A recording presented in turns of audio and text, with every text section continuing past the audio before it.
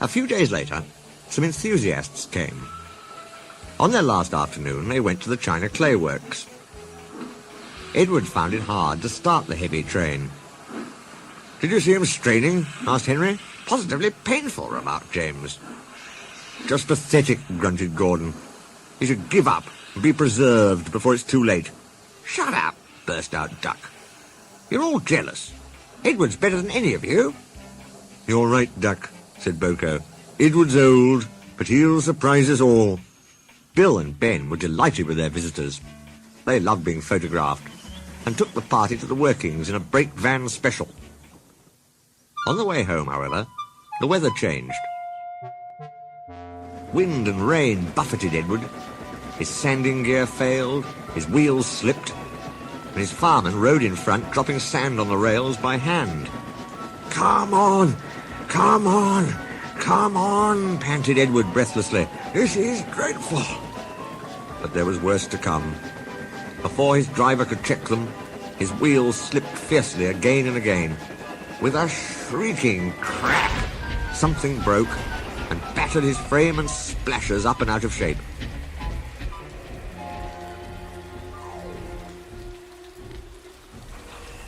The passengers gathered round while the crew inspected the damage. Repairs took some time. "One of your crank pins broke, Edward," said his driver at last. "We've taken your side rods off. Now you're a single, like an old-fashioned engine. Can you get these people home? They must start back tonight." "I'll try, sir," promised Edward. They backed down to where the line was more nearly level. Edward puffed and pulled his hardest, but his wheels kept slipping and he just could not start the heavy train. The passengers were getting anxious. Driver, fireman and guard went along the train, making adjustments between the coaches. "We've loosened the couplings, Edward," they said. "Now you can pick your coaches up one by one, just as you do with trucks." "That will be much easier," said Edward gratefully.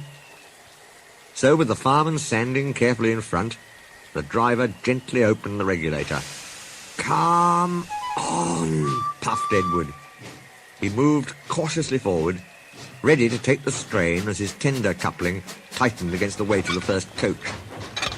The first coach moving helped to start the second helped the third, and so on down the train.